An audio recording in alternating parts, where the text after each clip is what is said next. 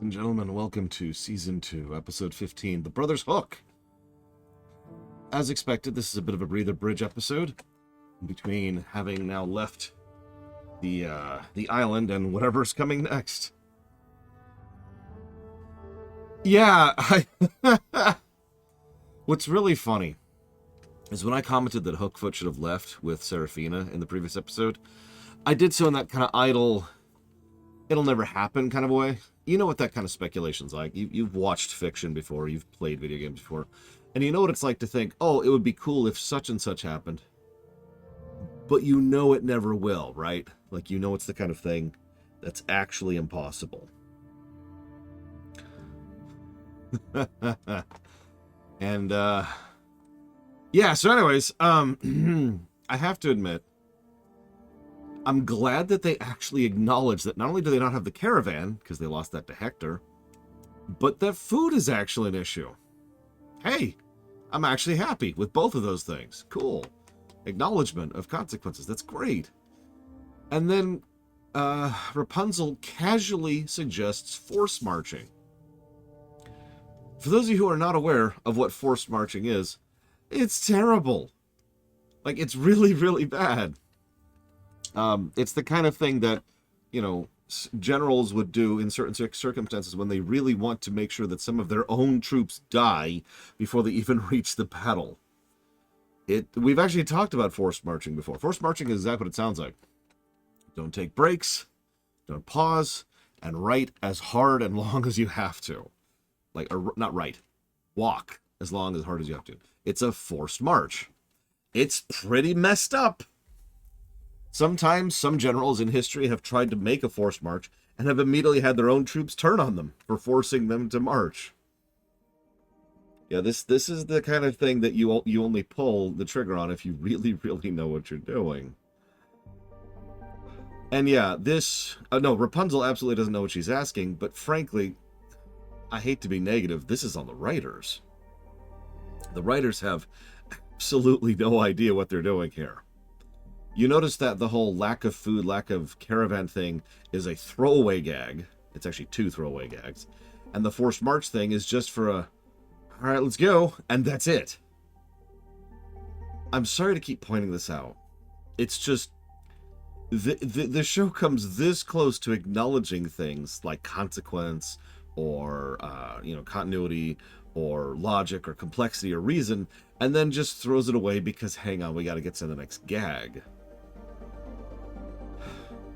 I suppose you could say I'm expecting too much of the show, and I apologize if that is true.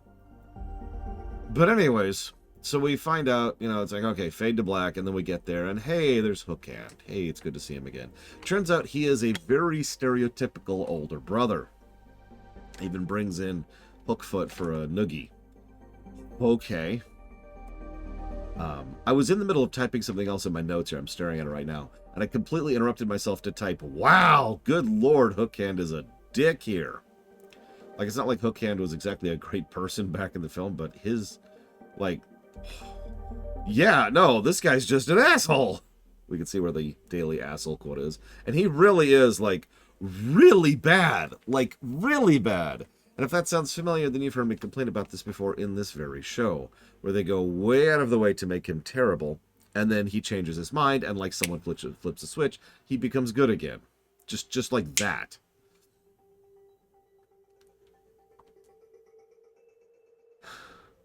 Oh yeah, no, I noticed. Yeah, I noticed that that Hookfoot's thing was this gigantic freaking mobile house, golden inlay, just straight up gold, just coated in gold, with an indoor jacuzzi and a frickin' leopard print couch.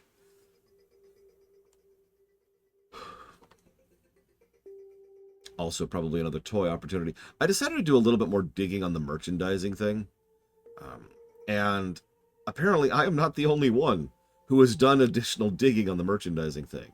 You can find a bunch of fan-made stuff for the show, because actually the fan community around Tangled is pretty large and pretty legit by everything that I've seen. Some pretty cool people who obviously rather enjoy this show, and I can see why. Not a lot of official merch. In fact, hardly any official merch. Almost all the official merch comes from the movie, which predates this by like 7 years. So they really, really just did not merchandise a show built for merchandising. Again, that's just weird. I know that's weird that I'm being weirded out by the fact that someone did not capitalize on the situation, because I tend to be anti-capitalist and anti-greed. But honestly, it's just weird when someone's like, oh, here's this show. Anyways, moving on. Like, yeah, no, I'm telling you, someone sabotaged this show hard. And I don't know who, I don't care. I kind of care. It's just, yeah, no, aside from the terrible release schedule, which by itself is proof that this show was sabotaged, the fact that they actually didn't merchandise it at all is guaranteed 100% proof that there was at least one executive in the offices who wanted this show to die. Yeah, no, like, it's so strange off to our Twitch account. I do not see where this is going. I'm just confused. I mean, there's good episodes in the show, Darker. It's just, it's a really confusing show. Like, there's a lot of, huh? When it comes to this show. Why would someone want it to die? Well, now that's a good question. Let me share a little bit of a tidbit. So I've been studying the creation and behind-the-scenes aspects of game design, movie design, and show design for the better part of probably about 30 years at this point. It's been a hobby of mine since I was a kid. And it's one of the reasons why I got so much into television productions back when I was in high school, because I went to the rich kids school. And so I very much wanted to learn about this kind of stuff. And I was disenfranchised almost immediately as I started learning about exactly how childish executive producers are. And when I say childish, oh, I mean it. I want you to imagine for a moment. Okay, I've got an example. Because I really want to make this fundamentally clear, okay? So let's say I'm an executive producer at Made Up Co. Iliani Co. And Mr. Red is another executive producer at Iliani Co. Now, I don't really like Head On that much. I acknowledge that it's actually a really good game and that I recommend other people try it and play it, but it's not really my cup of tea, right? As a direct consequence of that fact, I am going to go out of my way to do everything in my power to sabotage Head On, because Mr. Red wants to make a Head On spin-off series. He wants to make like a side little thing, maybe a television show, maybe do some merchandising, maybe he wants to make a movie. And I'm just constantly getting in the way and being like, no, I'm not going to allow that. I'm going to block that at every single point of the way. Keep in mind, I don't hate Head On, and I acknowledge its quality. And the company as a whole could make money off of Head On stuff, which I myself would benefit from.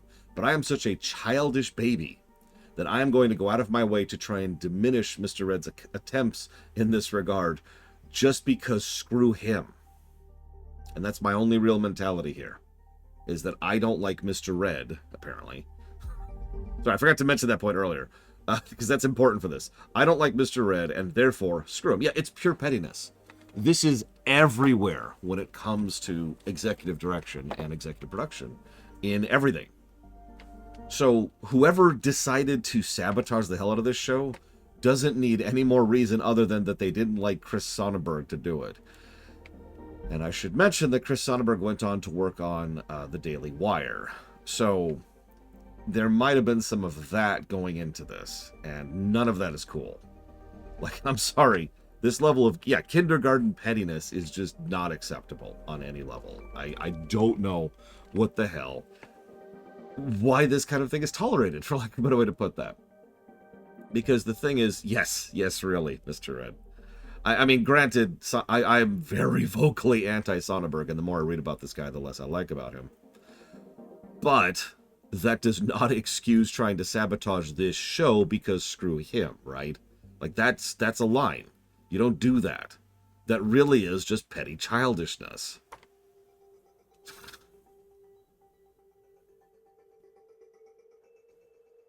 Assuming the same piece as Blade Javal? No. I don't think it's going to be any better or worse. Anyways, I'm sorry. Getting off topic, but it's just, wow, you know? So, we find out that Hook Hand actually keeps a guy on a ball and chain. Did you catch that? Did you catch that? Just throwaway gag that the guy is literally enslaved to play the accordion on command? Because I caught that. You know, Hookhand, you are rich. You have bejeweled hooks and a gold-plated RV. You could afford to pay the guy. Anyways, so then he does an entire song about how stupid and dumb his brother is. I feel silly because I'm now overemphasizing their overemphasis. You know what I mean? Like this, it's just, guys, I get the idea. I get that you're trying very, very hard to make him unlikable. And so that way he can be more likable when he has his switch around. But this might be the most overt example that I've seen in this show. And we've been doing this constantly the entire time. I thought about doing a drinking game where everyone says the word dreams in this, but water poisoning is a real thing, so... God, there's actually a line he says where he says, your lames were lame, stupid, poor dreams. Remember Brucey and Maury back in GTA 4? Because that's the dynamic I'm getting here. Yeah, water poisoning is real. It's a thing, but it's real. You have to really work at it to get to the point of water poisoning. You can also drown yourself by drinking too much. I don't mean like by going underwater. I mean if you literally just start doing this, you can actually drown yourself. Takes some effort. Anyways. So, yeah. Then we see King Trevor. Okay.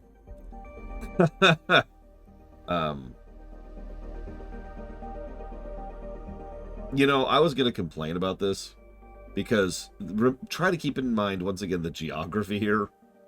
These people are way over here, and the Equus Kingdom is like right next door. However, they do make it clear that they are not in Equus, and they're at a destination wedding. So, you know what? I'm actually willing to let that go. A couple little lines of dialogue smooths that over. Okay, cool. So then King Trevor is terrible, also an asshole, and pretty much exactly what I'd expect from someone like Frederick, to be honest with you. Except Trevor doesn't have the good king label, so he can just say this stuff and get away with it. So then Rapunzel gives the talking to Hookhand, and apparently that's all it takes. Literally. Like, he is a dick, he's a dick, he's a dick, he's a dick. Oh, I'm being a dick. Okay, and then immediately just chunk switches over.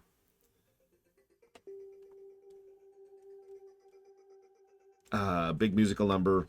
Lots of references. Very fun sequence, actually. Very good animation for it, as usual. They use a lot of shading in order to indicate depth, because all of the tone... I think I'm using the wrong terms here. It's all the same color, but they use the shadings, that is to say the shadows, in order to help indicate depth of the thing, so you can kind of tell what you're looking at, even though it's all magenta. It's nice stuff. Good quality here, as it usually is. Very much so. They also have my favorite joke in the whole episode. The seal of approval. They spend too much time on that, though. So let's see, big dance off, big dance off. It's a good thing Hookfoot's been keeping up his practice all this time. Then the king gets thrown into a tartar, icing, and mackerel cake. Gross. And there's literally a laugh track. This might be the most 70s show this entire show has been so far, and I do not mean that as a good thing. And then Hookfoot leaves. I'm sorry, I know I kind of prefaced this earlier by my comments during the Seraphina, but no, Hookfoot actually leaves. He actually leaves the narrative. Now, I'm in favor of that. It makes sense, and it's a good time for him to go ahead and leave the narrative, and they could still do stuff with him in the future. But, like... Okay. Weird, but okay, I'm with it, I'm with it. I'm not with Eternus. Nobody's with Eternus. That's not true. I don't mean that. I'm sorry, I'm so confused by this, but I'm with it. Like, it feels like the correct choice. It's just, you just had the opportunity a few episodes ago for him to leave with his one true love, Seraphina, which he declined because he wanted to stay with his friends. And now he's leaving with his brother because he wants to go pursue his career. And yet, why did we just... Huh? Now, the harsh truth is we know exactly why he stuck around after the Serafina episode. It's so he could be in this episode and then leave. But you can see how this is just kind of a weird construction, right? Like, I'm not sure where they were going with this. Anyways, and then they're left there in the middle of nowhere with no supplies and on foot. All of a sudden, this makes perfect sense why it's going to take another 6 episodes to get to the end of the season. Different writers.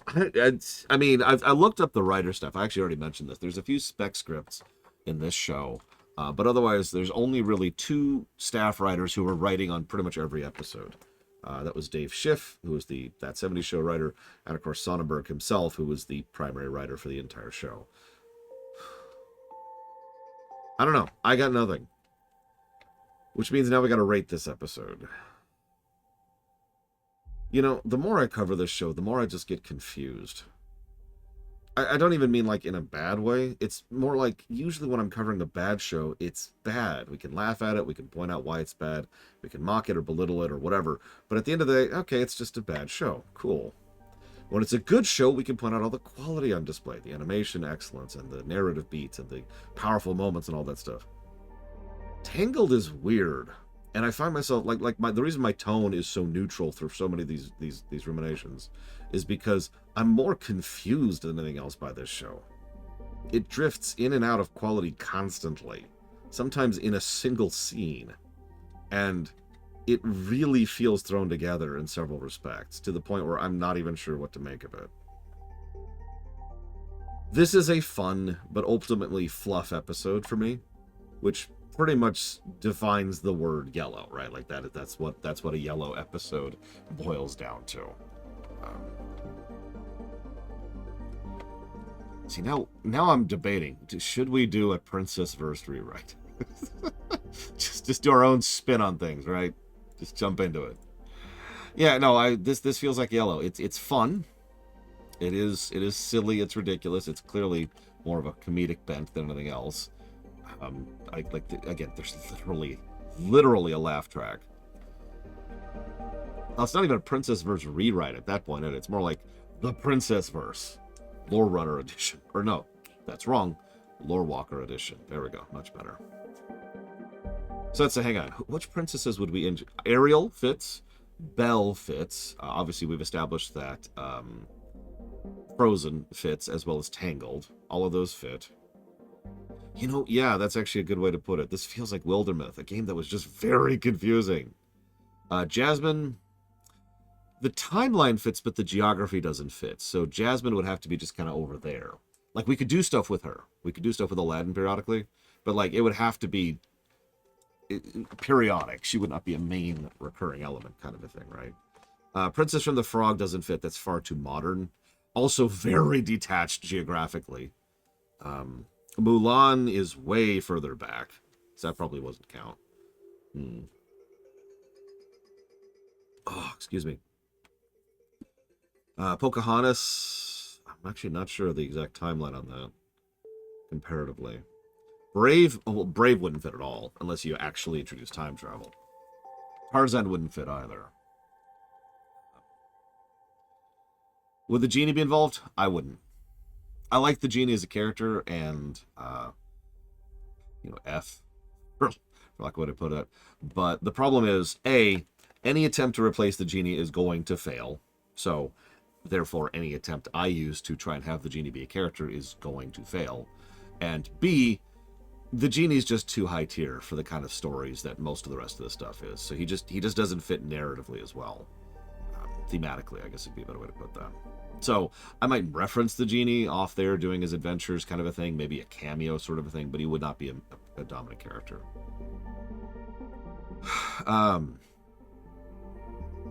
So hang on. So we've got Snow White. Snow White would fit. Not sure what they would do with that, but Snow White would definitely fit. Sleeping Beauty would be an easy fit. I mean, that's just another kingdom at that point, right? We already mentioned Beauty and the Beast. That's an easy fit. It's even in France, for God's sakes. Hunchback of Notre Dame.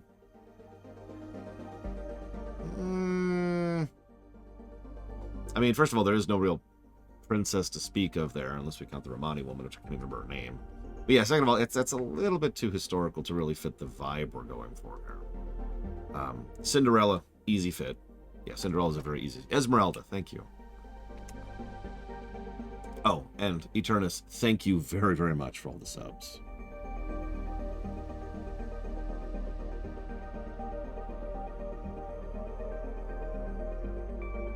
I'm gonna have to figure out how much that is, because those are tier 2 subs, I noticed. Those are different. So that's gonna be... How many was that? It was 10 of those. So that's going to be... Okay. I suppose you know the question. Well, we're definitely including Ariel, 100%. Mediterranean, right? I mean, again, French coast. It's actually funny how many of these just fit in, like, Central Europe, right around here, right? That's a good point, Eternus. My viewing figures during this have been legendarily low. I have had very few streams that have been as low of viewing figures as I've had on Tangled. No surprise, not really a shock. Not really a complaint, just a statement of fact. Moana.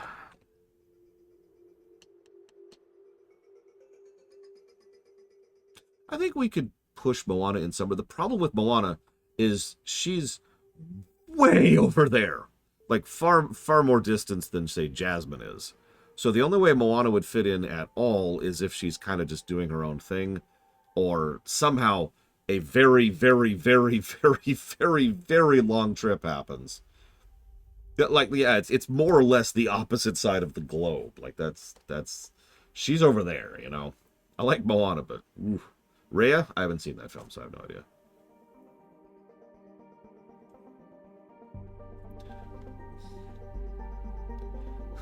Like, I'm not saying no to Moana, I'm just saying we would have to come up with a really good reason for her to exist in, like, over here.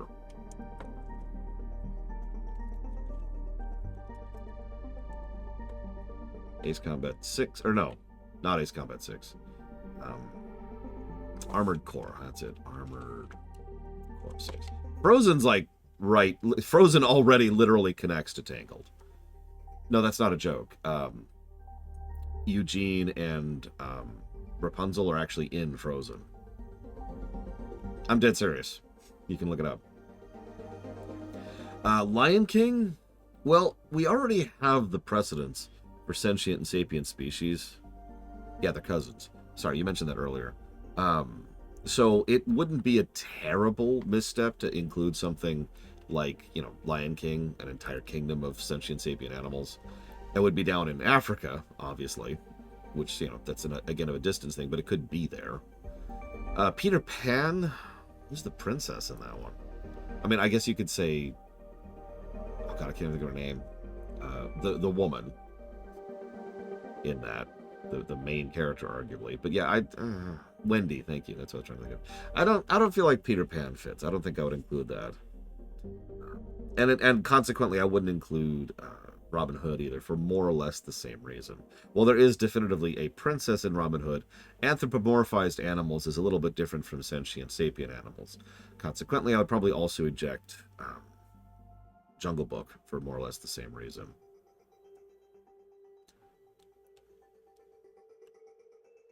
Black Cauldron. Would you believe I've never watched it? Or rather, I've never watched all of it, so I don't know about that. We could include Faye. I mean, we already have had Faye in this very show, right? Like, oh yeah, it's another thing. Jungle Book is quite distant, too. Yeah, that'll also mean no Zootopia for more or less. I mean, Zootopia doesn't fit at all. Ignoring the obvious anthropomorphized animals thing, part of Zootopia's backstory is that animals developed, you know, without people, and there was a whole like thing about that. Like that's not only implied; it's stated outright within the narrative. Also, Zootopia occurs quite in more modern day era, so that wouldn't work. Alice in Wonderland. You know, I know Alice is often listed as a Disney princess. That's always confused me a little bit. She does not strike me as a particularly Disney princessy kind of thing. I would not include Mickey at all, for obvious reasons. And neither Yensid, for that matter, as well. Either way, I would probably not include Alice. I don't think there's a lot of fitting there. What if we include Final Fantasy? Kida. Who's Kida? The more modern it is, the less likely it is I've seen it. I haven't watched a lot of modern Disney films, sorry. Oh, and nothing from Pixar. Oh, Atlantis. Would you believe I've never watched all of Atlantis? That probably shouldn't surprise you. It had a legendarily terrible theatrical run. And then it never hit my radar after that. Having said that, I do think Atlantis is probably a little bit too modern, especially since we already have an Atlantis and that's where Ariel is. Now, we could try to blend Little Mermaid and Atlantis, but I don't know. That feels like we're rejiggering a little bit too much at that point. I'd have to think about that, and I have to actually watch the film. Apparently, it's also set in modern-esque times. Megara? So, Greek antiquity is way far back, further back than Brave. But I feel like if we wanted to, we could probably really stretch it to include her. But at the same time, Megara really doesn't qualify as a Disney princess, I don't think. I don't know, that feels like it's a bit of a stretch.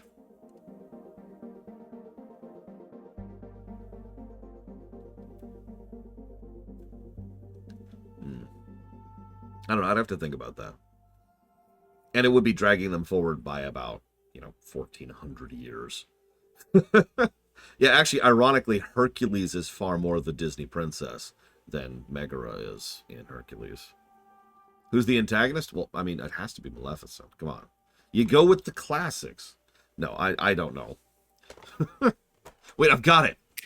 Varian. Sorry.